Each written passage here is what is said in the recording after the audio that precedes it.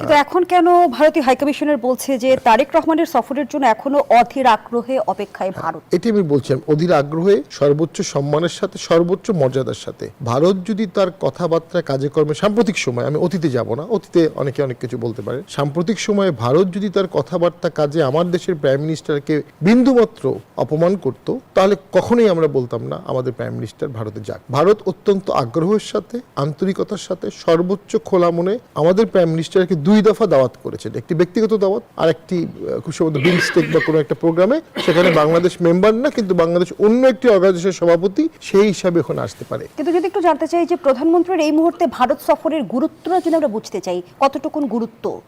ওই যে বললাম, আলাদিনের চেরাগ দিয়ে আপনি এখনই চাইলে দেশের সবকিছু সমাধান করতে পারবেন না, কিন্তু ভারত বাংলাদেশ সম্পর্ক একটা সমাধানের পথে আছে, একটা সমাধানের সম্ভাবনা দেখা দিয়েছে। এই সম্ভাবনাটাকে আপনি এগিয়ে নেবেন না পিছিয়ে নেবেন, এটি হচ্ছে সামনের দিনে। এখন আপনি ভারতকে রিফিউজ করলে, স্বামীমাতা পাটোয়ারি একদিকে ভারত সম্পর্ক উন্নয়নের বার্তা দিচ্ছে, অধীর আগ্রহের কথা বলছে, কিন্তু বাংলাদেশের তরফ থেকে যে শর্তগুলো দেওয়া হয়েছে সেই শর্ত মানতে কি ভারত রাজি আছে? আমি প্রশ্নটি রাখছি, বিস্তারিত আলোচনায় ফিরবো বিরতি পর। দর্শক, জনতন্ত্র গণতন্ত্রের এই পর্যায়ে বিরতি সাথে ফিরে এলাম, দেখছেন নিউজ 24 এর নিয়মিত আয়োজন জনতন্ত্র গণতন্ত্র, নিবেদন করছে আড়াইসিএল স্টিল। আমরা আবারও আলোচনায় ব্যারিস্টার স্বামীমাতা পাটোয়ারি যে প্রশ্নটি রেখে বিরতিতে গিয়েছিলাম, একদিকে ভারত সম্পর্ক উন্নয়নের বার্তা দিচ্ছে, অন্যদিকে বাংলাদেশের তরফ থেকে যে শর্তগুলো দেওয়া হয়েছে প্রধানমন্ত্রীর সফরকে কেন্দ্র করে, সেগুলো মানতে কি ভারত রাজি? কিছুটা সাহসী পদক্ষেপ এটা বাংলাদেশের তরফ থেকে অবশ্যই, এবং অনেকেই প্রশংসা করছেন এটাকে।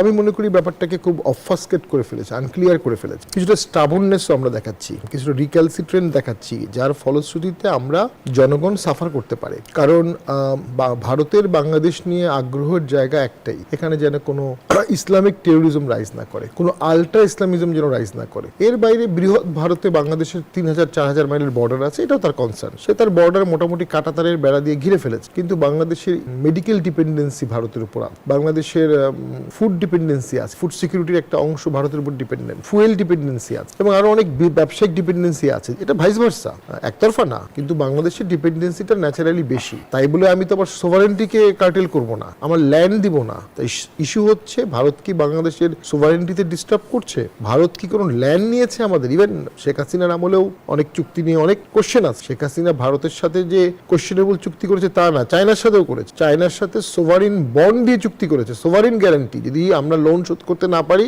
আমরা হাম্মান্ডটা হয়ে যাব, মানে আমাদের ল্যান্ড চায়না নিতে পারবে। তো আমি যেটা মনে করি, যেহেতু ভারত আমাদের কোনো ল্যান্ড দিকে তাকাচ্ছে না, এবং আমি ইন্টারনালি জানি আমাদের যতগুলো ল্যান্ড মাপামাপি হয়েছে, কোনোটাতে বাংলাদেশের কর্মকর্তারা 1 ইঞ্চি জায়গা ভারতকে ছাড় দেয়নি, এটা আমরা নিজেরা দেখেছি। তাহলে ভারতের সাথে আমাদের শত্রুতার কারণ কি ছিল? একটা 2014 সালের ইলেকশন, একটা ছিল যে এই ইলেকশনের পরে সেই সরকারকে ভারতের পূর্ণমাত্রায় সহযোগিতা করা। ভারতের উচিত ছিল সেই সময়, শুধু কি 14 ইলেকশন, 14-18 শুরু হলো, 14 দিয়ে শুরু হলো আর কি, 14-18-24 অফকোর্স তিনটেই আর কি। তখন ভারতের কাছে বাংলাদেশের মানুষের একটা প্রত্যাশা ছিল যে ভারত এই সরকারকে প্রেশারাইজ করবে ইনক্লুসিভ ভোটের জন্য। সেটা ভারত করেনি, তাদের নিজস্ব ব্যাখ্যা থাকতে পারে, বাট সেটি করেনি। সেইটা না করার কারণে অবশ্যই আরেকটা ভোট হয়েছে, যেটা আওয়ামী লীগ ছাড়া, এবং ভারত সেই সরকারকে পূর্ণ ওয়ার্মনেস দেখিয়েছে বর্তমান সরকার, এবং অভিনন্দন জানিয়েছে। ইভেন বর্তমান প্রাইম মিনিস্টার হওয়ার আগেই, যখন বেগম জিয়া মারা গিয়েছিলেন, তখন জয়শঙ্কর এসে ব্যক্তিগত চিঠি দিয়ে গেছেন উডবি প্রাইম মিনিস্টার, এবং প্রাইম মিনিস্টার হওয়ার পর অভিনন্দন জানিয়েছেন। আওয়ামী লীগের ভোটে নাই, কিন্তু নতুন সরকারকে ইন্ডিয়া অভিনন্দন জানালেন, অর্থাৎ ইন্ডিয়া খোলা মনে সম্পর্ক স্থাপন করতে চান। এখন আপনি এই সম্পর্ক স্থাপন না করলে আপনার জনপ্রিয়তা বাড়বে, কিন্তু সংখ্যা বাড়বে, দেশে দুর্ভিক্ষ ছোট সংখ্যা থাকবে, কর্মসংস্থান হারাবে, ব্যবসা হবে না, ইনভেস্টমেন্ট হবে না, ভাইস ভার্সা ট্রেড কমে যাবে, ভারত আবার ভিসা বন্ধ করে দেবে। ভারতের তো আর বাংলাদেশে আসার খুব বেশি প্রয়োজন হবে, কিন্তু বাংলাদেশের ভারতে যাওয়ার প্রয়োজন আছে। এটা আমি নিজেও ভিসা সেন্টারে গিয়ে দেখেছি, 5000-7000 লোক এভরিডে ভিসাতে দাঁড়াচ্ছে, জমা দিচ্ছে। এই ডিপেন্ডেন্সিটা একেবারে বন্ধ করার সুযোগ কোনো পাশেই নাই সেই ক্ষেত্রে। এবং আমি ভোটের পরে এখানে আজকে বলছি, একটা ইফতার মাহফিলে গিয়েছিলাম, ভারতের হাইকমিশন কর্তৃক যে ভোটের পরেই একটি ইফতার মাহফিল হয়েছিল মার্চ মাসে, ওখানে গিয়েছিলাম। ভোটে হেরে গেছি, দাওয়াত দিল, আমরা গেলাম জাতীয় পার্টির তরফ থেকে। ট্রাস্ট মি, ওখানে গিয়ে আমি বিএনপির ক্যাবিনেটের শীর্ষ 10 জনের মধ্যে 8 জনকে দেখেছি, প্রায় ফুল ক্যাবিনেটই চলে গেছে। তার মানে একটা সৌহার্দ্যপূর্ণ সম্পর্ক তো দুই তরফ থেকেই শুরু হয়েছিল। এখন সেটা বিএনপি আগিয়ে নিবে না সেটাকে অবস্ট্রাক্ট করবে? আর কোনটাই দেশের স্বার্থ আছে? দেশের স্বার্থ ভারতের সাথে শত্রুতা না বাড়ানোতেই আছে, এবং জিয়াউর রহমানও ভারত গিয়েছিলেন। হ্যাঁ, টাইমিংটা হতে পারে। আমি শেষ করে দিচ্ছি এক লাইনে, আর আলোচনার দরজা কখনো বন্ধ করে দেওয়া উচিত না। যে খোলা মনে আমন্ত্রণ ভারত জানিয়েছে, সেই আলোচনার মাধ্যমে দেশের স্বার্থ রক্ষা করে দেশের জন্য সুযোগ সুবিধা নিয়ে আসতে হবে। জি, ধন্যবাদ জানাচ্ছি রাজিকুজ্জামান রতন। যেমনটা ব্যারিস্টার শামীম হায়দার পাটোয়ারি বলছিল যে ভারত খোলা মনে আমন্ত্রণ জানিয়েছে। এই যে ভারত বন্ধুত্বের হাত বাড়িয়েছে, সেটি কি পরিবর্তিত রাজনৈতিক প্রত্যাশা বুঝতে পেরে বাড়িয়েছে, নাকি এর পেছনে কোনো কৌশল দেখছেন? ভারতের রাজনীতি সেটা একটু আমাদের বিবেচনা করতে হবে যে ভারতের রাজনীতি শুধু তো বাংলাদেশকে ঘিরে নয়, ভারতের চারপাশের দেশগুলো, ভারতও তো ঘেরাও হয়ে আছে অনেকগুলো দেশ দ্বারা। একদিকে চীন, তার পাশে পাকিস্তান, এদিকে আফগানিস্তান, তারপরে বাংলাদেশ, নেপাল, শ্রীলঙ্কা, অভিযোগ হয়েছে ভারতের কোনো প্রতিবেশীর সঙ্গে সুসম্পর্ক নেই, তারপর মালদ্বীপ। হ্যাঁ, তাহলে কেন সবার সঙ্গে ভারত সুসম্পর্ক বজায় রাখতে পারছে না? চীনের সঙ্গে বুঝলাম যে একটা বাণিজ্য প্রতিদ্বন্দ্বিতা আছে, দুটো দেশই বিশাল, 130 কোটির উপরে জনসংখ্যা আছে, প্রযুক্তির দিক থেকে চীন অনেক এগিয়ে আছে, ভারতও একেবারে কম নয়। ফলে তাদের একটা, এবং সিচুয়ান হিমবাহ অঞ্চল কিংবা কিছু অঞ্চল তিব্বত নিয়ে তাদের একটা দীর্ঘদিনের টেনশন আছে। পাকিস্তানের সঙ্গে বুঝলাম যে তাদের নানা ধরনের অমীমাংসিত বিষয় আছে। কিন্তু নেপালের সঙ্গে ভারতের কি আছে, শ্রীলঙ্কার সঙ্গে ভারতের কি আছে, মালদ্বীপের সঙ্গে কি আছে, এগুলো যদি বিবেচনা করি তাহলে বাংলাদেশের সঙ্গেটা মানে বোঝা যাবে।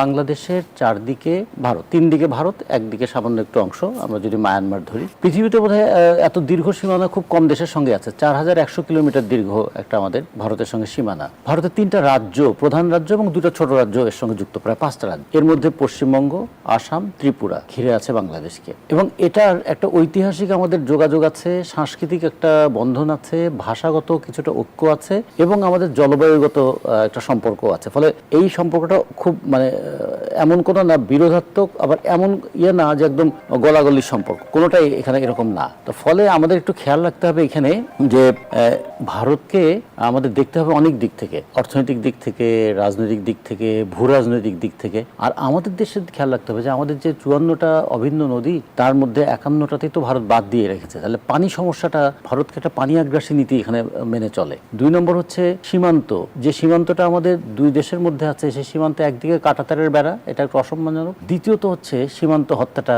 নিয়মিত, বাংলাদেশের স্বার্থগুলো বিবেচনায় আনতে হবে। এগুলোকে বিবেচনায় রেখে ভারতের সঙ্গে আমাদের একটা প্রতিবেশী তো আমরা পাল্টাতে পারবো না, কিন্তু যেটা পাল্টাতে পারবো প্রতিবেশীর মনোভাবটা পাল্টাতে পারবো। প্রতিবেশীর মনোভাব পাল্টাতে গেলে নিজেদেরও তো কিছু বিষয় ভাবতে হবে। এই জায়গায় আমার মনে হয় ছোট্ট এটুকু বলি যে পৃথিবীতে অনেক ধরনের ডিপ্লোমেসি আছে। একটা পিং পং ডিপ্লোমেসি একসময় খুব শোনা যেত, যে যখন খুবই টেনশন চলছে তখন চীন লোক পাঠাতো তাদের ওই টেনিস খেলোয়াড়দেরকে পাঠাতে। আবার আমাদের দেশে এবং পাকিস্তানে আমরা ম্যাঙ্গো ডিপ্লোমেসি দেখেছি, যে আম পাঠিয়ে দেওয়া। হ্যাঁ, তো আবার একটা সাংস্কৃতিক কর্মী বিনিময় হয়। এরকম অনেক ধরনের বিনিময় পদ্ধতি দিয়েও কিন্তু একটা সম্পর্কের টেনশনটাকে ইজি করার চেষ্টা করা হয়। ফলে এগুলো একটু খেয়াল রাখা। শামসুজ্জামান দুদু, বাংলাদেশ কি কোনো ডিপ্লোমেসির পথে হাঁটবে? আমি যদি আরো একটি বিষয় আপনার সামনে উপস্থাপন করি, যেমনটি ভারতের সাবেক কূটনীতিক বলেছেন যে তারেক রহমান ভারতে না এলে সুযোগ হারাবে, বন্ধ হতে পারে যোগাযোগের পথ। এটি কি এক ধরনের সতর্কবার্তা? সতর্কবার্তা না, এটাই ওরা মাথায় নিয়ে থাকে। পার্শ্ববর্তী শুধু আমাদের জন্য না, ছোট ছোট যেসব প্রতিবেশী দেশ আছে, ভারত ছাড়া তারা চলতে পারবেন, মানে এটা তাদের মধ্যে কাজ করে। এবং সাবেক কূটনীতিক ওই ভাষাই ব্যবহার করে, তারা ছাড়া আমাদের চলতে পারবে না। কিন্তু মজার একটা ঘটনা আছে, সেটি হচ্ছে ভারতে শিখিয়েছে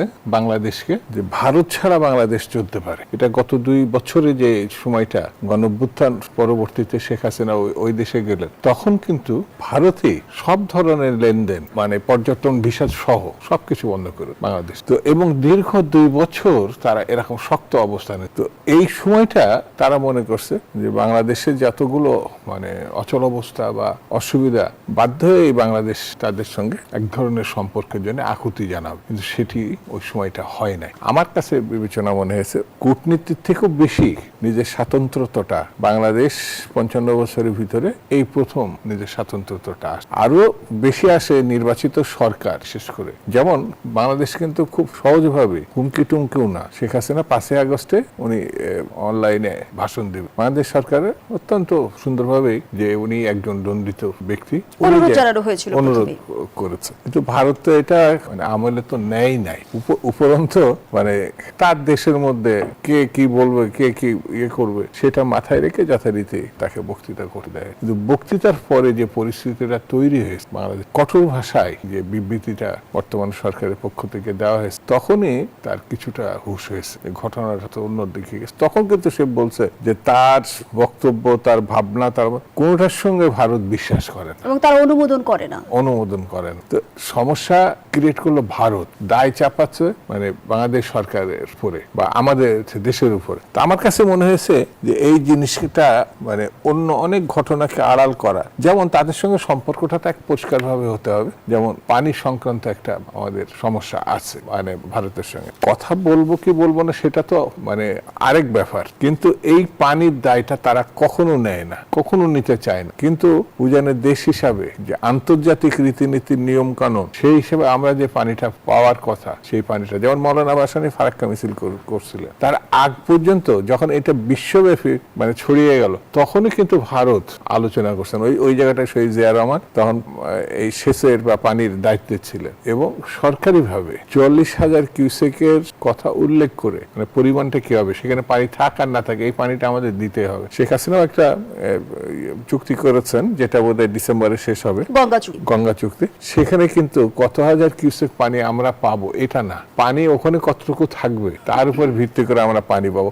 ওরা ওই মানে আমাদের সীমান্তের কাছে আসতে আসতে তো 3-4টে প্রভিন্স ওরা পানি নিয়ে যায়, তো ওখানে তো পানি নাই। সেই বিবেচনা থেকে ওই চুক্তি ছিল ঠিক, কিন্তু এই চুক্তিটা পরে এখন অনেকে মনে করছে যে ডিসেম্বরে কি হবে। তো ডিসেম্বরে কিছু না হওয়ারটা তো কোনো ঘটনা নেই, এটা আন্তর্জাতিক নদী, সেই জিনিসটা ভারত মানবে কিনা। আমার কাছে সব থেকে বড় যে জিনিসটা মনে হয় যে তারা যদি বাস্তব পরিস্থিতি না বুঝে বড় দেশের বা দাদাগিরির মতো মানে মানসিকতা নিয়ে থাকে, সমস্যা আরো ঘনীভূত হবে। সমস্যা এমন কথা ভাবার কোনো কারণ নেই যে ভারতের এখানে কোনো স্বার্থ নাই, এটা ভাবার কোনো কারণ নেই। তারা খালি একটা জিনিস ছিল, শেখ হাসিনা, তার পরিবার এবং আওয়ামী লীগ।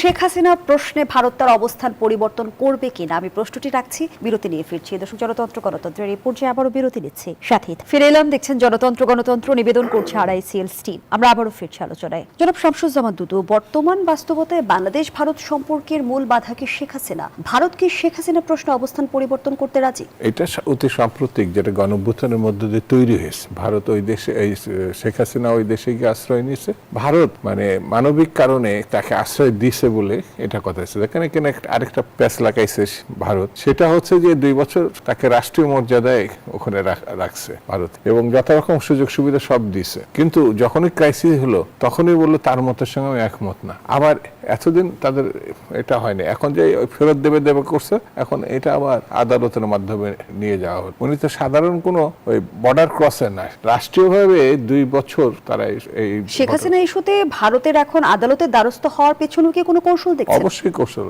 অবশ্যই। যদি এখন আদালত বলে যে এই কারণে তাকে পাঠানোর যৌক্তিক না, কারণ দেখাই দিল, তো ভারত সরকার বলে আমরা কি করব, আমরা তো দিতেই চাইছিলাম, আদালতের আমি এটা অস্বীকার করতে পারি।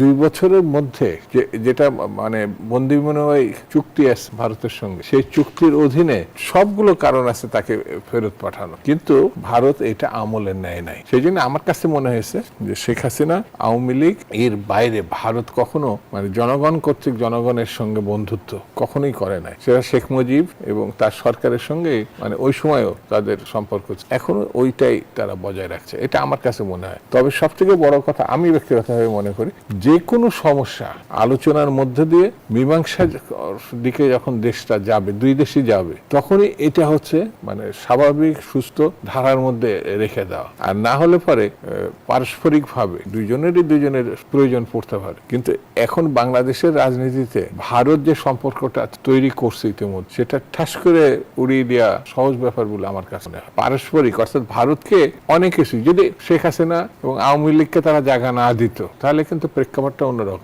আর জায়গা দিছে মানে কি, আওয়ামী লীগ বলতে বাংলাদেশে যারা ক্রিমিনাল তারা আওয়ামী লীগ না, যেমন শেখ হাসিনা গণহত্যাকারী, টাকা পাচারকারী, এবং যারা এই ধরনের কাছাকাছি, উনি বড় অন্যরা ছোট, তারাই কিন্তু পালাইছে। আওয়ামী লীগ দেশে নাই এমন কথা না, কিন্তু তাদের ভোটার আছে, তাদের লোকজন আছে, কিন্তু ওই ক্রিমিনাল যেগুলো সেগুলোকে তারা আশ্রয়, তো ক্রিমিনালকে আপনি আশ্রয় দিয়ে আমার বিবেচনায় ওটা দণ্ডিত আসামি, ফাঁসির আসামি। এই যেমন আপনাকে বলি, গণঅভ্যুত্থান তো একটা না, গণঅভ্যুত্থান 90-এ ছিল, এরশাদ সাহেব তো ক্ষমতা হারাইছে গণঅভ্যুত্থানের মধ্যে, তো এরশাদ সাহেবকে এই দেশ থেকে পালাইছে নাই, উনি এমনকি দণ্ডিত জেল পর্যন্ত কাটছেন, তারপরেও তো এই দেশ থেকে মানে যান নাই এবং মৃত্যু হয়েছে এবং এই দেশেই তার মাটি হয়েছে। গণঅভ্যুত্থানকে আমরা দেখছি ভিন্নভাবে এক ধরনের বয়ান তৈরি করা হচ্ছে গণঅভ্যুত্থানকে কেন্দ্র করেও। না, গণঅভ্যুত্থানের আমি বলি এখানে 18 বছরের যে আন্দোলন, সেই আন্দোলনের ফিনিশিং টাচ হচ্ছে এই 36 দিনের, কিন্তু কিন্তু 36 দিনের সঙ্গে যারা যুক্ত ছিল তারাই মনে করছে যে তারাই সবকিছুর মালিক মুক্তার, কিন্তু বিষয়টা তা না। গণতন্ত্রের আকাঙ্ক্ষা থেকে এই লড়াই, ভালো একটা নির্বাচনের আকাঙ্ক্ষা থেকে এই লড়াইটার মধ্যে সেটা আবার মীমাংসা হয়েছে। যেমন আপনার 12 ফেব্রুয়ারি নির্বাচন, সেই নির্বাচনের মধ্য দিয়ে কিন্তু মীমাংসা হয়েছে জাতিগতভাবে অধিকার এবং গণতন্ত্র প্রত্যাশায় এই লড়াইটা, এবং গণঅভ্যুত্থানটাও তার জন্য। এই জন্য যে তো বয়ানই তৈরি করুক না কেন, মানুষের ভোট অধিকারের মধ্য দিয়ে তারা কি চায় সেটা কিন্তু তারা প্রতিষ্ঠিত হবে। অসংখ্য ধন্যবাদ জানাচ্ছি জনাব শামসুজ্জামান দুদু। জনাব রাজিকুজ্জামান রতন, বাংলাদেশ ভারত সম্পর্ক যদি স্বাভাবিক না হয় তাহলে কি বাংলাদেশের চীনের প্রতি ঝুঁকে পড়ার এক ধরনের সুযোগ তৈরি হবে? এগুলো হচ্ছে কিছু থিওরিটিক্যাল ডিসকাশন হতে পারে, কিন্তু প্র্যাকটিক্যালি বিষয়টা কি, আমাদের তো সীমানা যেহেতু ভারতের সঙ্গে, তাহলে ব্যবসা বাণিজ্যে সবচেয়ে সহজ জায়গা কোন? এই যে এত উত্তেজনার পরেও যখন কাঁচা মরিচের সংকট দেখা দিল, 100 টন কাঁচামরিচ তো ভারত থেকে আমদানি করা হয়, কিংবা এখন যদি আমরা জ্বালানি তেলও যদি পরিশোধনকৃত জ্বালানি তেল রাশিয়া থেকে যদি কিনতে হয়, সেটা তো ভারতে পরিশোধন করে আনতে হবে। ফলে এগুলো একটু বিবেচনা রাখতে হবে। একটা জিনিস আমি অন্যভাবে ভাবতে বলবো, যেমন আমাদের গণঅভ্যুত্থানের দৃষ্টান্তটা কি, যে শ্রীলঙ্কায় প্রথমে গণঅভ্যুত্থান হলো দুর্নীতি, দুঃশাসন, টাকা পাচার, মানে লুণ্ঠন, এগুলোর বিরুদ্ধে। তারপরে হলো বাংলাদেশে গণঅভ্যুত্থান, এরপরে হলো নেপালে। এবং এই সময় দেখুন ভারতেও কিন্তু এই দুঃশাসন এবং নিপীড়নের বিরুদ্ধে ওই তেলাপোকা পার্টি বা ককরোচ পার্টি তারাও একটা মোটামুটি তরুণদেরকে রাস্তায় নামিয়েছে। ফলে এগুলোকে কিন্তু বিবেচনায় রাখতে হবে যে প্রত্যেকটা দেশ কিভাবে দেখ। বাংলাদেশের যদি বলি জিডিপি $450 বিলিয়ন, ভারতের জিডিপি তো প্রায় $4.5 ট্রিলিয়ন। তাহলে অর্থনীতির দিক থেকে ভারত একটা বড় অর্থনীতির দেশ, এবং ভারত থেকে আমাদের প্রচুর জিনিস যেহেতু আমদানি করতে হয়। আবার অন্য দিক থেকে খেয়াল করুন, আমাদের এই যদি বাংলাদেশের ভূখণ্ডটা এমন একটা জায়গায় অবস্থিত, পশ্চিমবঙ্গ থেকে শিল্প সমৃদ্ধ পশ্চিমবঙ্গ আর কাঁচামাল সমৃদ্ধ হচ্ছে আসাম, ঘুরে যেতে হয় 1500 কিলোমিটার। বাংলাদেশ এখানে একটা বড় তাদের জন্য বাধা। ফলে আমরা শুধু নিজেরাই অসুবিধায় আছি তা না, ভারতও কিন্তু বাংলাদেশের জন্য অসুবিধায় আছে। এই জায়গায় একটা সম্মানজনক সম্পর্ক রাখাটা খুব দরকার। অসংখ্য ধন্যবাদ জানাচ্ছি জনাব রাজিকুজ্জামান। চীনের সঙ্গে আমাদের দূরত্ব আছে, চীনের সঙ্গে ব্যবসা বাণিজ্য এখনো তো প্রায় $20 বিলিয়ন মতো। তো ফলে চীনের সঙ্গে $20 বিলিয়ন, ভারতের সঙ্গে $14 বিলিয়ন, এখনো চীন আমাদের সঙ্গে অনেক বেশি ব্যবসা বাণিজ্য করে। কিন্তু এইটা দিয়ে সবসময় নির্ধারিত হবে না। তো রাজনীতিতে অর্থনীতিটা গুরুত্বপূর্ণ, ভূ রাজনৈতিক অবস্থানটা গুরুত্বপূর্ণ, তার সঙ্গে আবার গুরুত্বপূর্ণ একটা সাংস্কৃতিক মানসিকতা, যেটা আমাদের এখানে সাম্প্রদায়িকতার উত্থান ভারতের সাম্প্রদায়িকতা বাড়িয়ে তোলে, ভারতের সাম্প্রদায়িকতা বাংলাদেশের সাম্প্রদায়িকতাকে বাড়িয়ে তোলে, এবং দুটাই গণতন্ত্রকে বিপন্ন করে। ধন্যবাদ জানাচ্ছি ব্যারিস্টার শামীম হায়দার পাটোয়ারি। বর্তমান বাস্তবতায় বলা হয়ে থাকে যে ভূ রাজনীতির দাবার ছকে পরিণত হয়েছে বাংলাদেশ, বিশেষ করে যুক্তরাষ্ট্র, চীন এবং ভারতের সাথে যদি আমরা ভারসাম্যপূর্ণ সম্পর্কের কথা বলি, সেটি নির্মাণ করা কতটা চ্যালেঞ্জিং? খুবই চ্যালেঞ্জিং। আর না, আমি মনে করি না আমরা দাবার ছকের গুটি হয়ে গেছি। বাংলাদেশের জনগণ যথেষ্ট স্বাধীনচেতা, তার সময় মতো সিদ্ধান্ত নিতে পারে এবং ভোটে তারা সঠিক সিদ্ধান্ত নেয়। 71 সালে ভারত আমাদের অকুণ্ঠ সহযোগিতা করেছে। তখন ভারতের অর্থনীতি খুব দুর্বল ছিল, গ্লোবাল পলিসিতে আমেরিকা আমাদের স্বাধীনতার বিরুদ্ধে ছিল, চায়না আমাদের সম্পূর্ণ বিরুদ্ধে ছিল, এন্টায়ার মুসলিম ওয়ার্ল্ড এক্সেপ্ট ইরাক বাংলাদেশের স্বাধীনতার বিরুদ্ধে ছিল। কিন্তু যদি একটু যুক্ত করি, এই মুহূর্তে যদি চীনের সঙ্গে বাংলাদেশের সম্পর্ক উন্নয়ন হয়, সেটি কি ভারতের অস্বস্তির কারণ হবে না? চীনের সাথে আমাদের সম্পর্ক অর্থনৈতিক হবে এবং সর্বোচ্চ পর্যায়ে অর্থনৈতিক হবে। চীনের সাথে আমাদের পলিটিক্যাল সম্পর্ক করার ঝুঁকি হচ্ছে কোনো একটা পর্যায়ে বাংলাদেশের ভূমি ভারতের বিরুদ্ধে সামরিকভাবে ব্যবহার হতে পারে। এটা ভারতীয়দের একটা প্রেডিকশন, অ্যাপ্রিহেনশন। এই অ্যাপ্রিহেনশনটাকে আপনি উড়িয়ে দিতে পারবেন না ভারতের যদি এই কনসার্নটা থাকে। আরেকটা সমস্যা আছে, চীনের সাথে সামরিক বা অন্যান্য সম্পর্ক আমাদের সবসময় ছিল, এখানে একটা ব্যালেন্স সবসময় রাখা হয়েছে, আমরা দেখেছি। কিন্তু আমেরিকাও তো এটাকে একটু অন্যভাবে দেখবে। 1962 সালের কিউবান মিসাইল ক্রাইসিস হওয়ার পরে তৃতীয় বিশ্বযুদ্ধ হতে গিয়ে হয়নি, কি হয়েছে জানেন? প্রথমবারের মতো মস্কোর সাথে ওয়াশিংটনের একটা direct phone call, direct hotline করা হয়েছে। যে কোনো ক্রাইসিস সারা পৃথিবীতে যেখানে হবে, রাশিয়ার প্রেসিডেন্ট আর আমেরিকান প্রেসিডেন্ট ফোন কলে কথা বলবেন, এবং এরপরে অনেকগুলো সংঘাত এড়ানো গেছে। তো যে মিটিংটি ভারত আহ্বান জানিয়েছে, এই মিটিং কিন্তু ডক্টর ইউনূস স্যার চেয়েছিলেন। ডক্টর ইউনূস স্যার বিক্রম মিস্ত্রি অর্থাৎ পররাষ্ট্র সচিবের সাথে বসেছিলেন, বিং প্রাইম মিনিস্টার পররাষ্ট্র সচিবের সাথে বসেছিলেন, এবং ফরেন অ্যাডভাইজার দাদেন তৌহিদ হোসেন সাহেব পরবর্তীতে বলেছেন যে অনেকবার উনি ভারতের সাথে কথা বলতে চেয়েছেন। ভারত কিন্তু একটা পর্যায়ে বলেছে নির্বাচিত সরকার সাথে তারা কথা বলবে না। তো এই ইনভাইটেশন যেটা রাষ্ট্রীয় সম্মান ক্যারি করছে, সেটি আমি মনে করি সরকারের জন্য অনেক সমস্যা সমাধানের একটা সুযোগ। ভারত বাংলাদেশ সম্পর্ক, পিএম টু পিএম সম্পর্ক, শেখ হাসিনাকে রাজনৈতিক বক্তব্যের সুযোগ তৈরি করে দিয়ে আসলে ভারতে আসলে অস্বস্তির জায়গাটা তৈরি করছে কিনা? শেখ হাসিনা একার উপর ভারত বাংলাদেশ সম্পর্ক নির্ভর করে না, করা উচিত না। সরকার নিজেই যদি শেখ হাসিনা করে এই সম্পর্কের প্যারামিটার নির্ধারণ করে, তাহলে সরকার আমি বলবো ভুল করছে। ভারত শেখ হাসিনাকে কথা বলতে দিয়েছে, রাষ্ট্রীয় মর্যাদা রাখবে, 7 স্টার হোটেল রাখবে, এটা ভারতের আভ্যন্তরীণ বিষয়। সেটা নিয়ে সরকারের শঙ্কা থাকতে পারে, সরকারের অসন্তোষ থাকতে পারে, সেটার জন্য আপনি মিটিং বাদ করাটা আমি মনে করি একটা এক্সেসিভ রিয়াকশন। ভারতের সাথে আমাদের রিয়াকশন দেখানো যাবে না। আমার দেশের স্বার্থ, আমার ব্যবসা, আমার জনগণের স্বার্থ, আমার খাদ্য, আমার গ্লোবাল ফুটপ্রিন্ট, এটা দেখতে হবে। এর সাথে সংখ্যাজনক কিছু বিষয় আছে। মায়ানমার ইতিমধ্যে রোহিঙ্গাদের বাঙালি বলেছে, আল কায়দার ব্রাঞ্চ বাংলাদেশে হতে পারে, এটা বলেছে কে? ভারত না, ইউএন জাতিসংঘ থেকে আমরা কনসার্ন কিছু জানিয়েছে। উদ্বেগ প্রকাশ করা এবং হয়েছে। স্বরাষ্ট্রমন্ত্রী প্রথমবারের মতো আমি বলবো একটু এক্সেসিভ রিয়াকশন করে বলেছেন, এটা বিবেচনায় নিচ্ছেন না। এটা কিন্তু প্যান্ডোরার বক্স যখন খুলবে তখন অনেক দিক থেকে আঘাত আসবে। সো এই জঙ্গিবাদ ইস্যু, এই মায়ানমার ইস্যু, আপনি বৃহৎ একটা প্রতিবেশীর সাথে ওয়ার্কেবল রিলেশন না থাকলে এই শত্রুগুলো হ্যান্ডেল করবেন কিভাবে? তো এক্ষেত্রে আমি মনে করি মাননীয় প্রধানমন্ত্রী স্যাগাসিয়াস, শান্ত,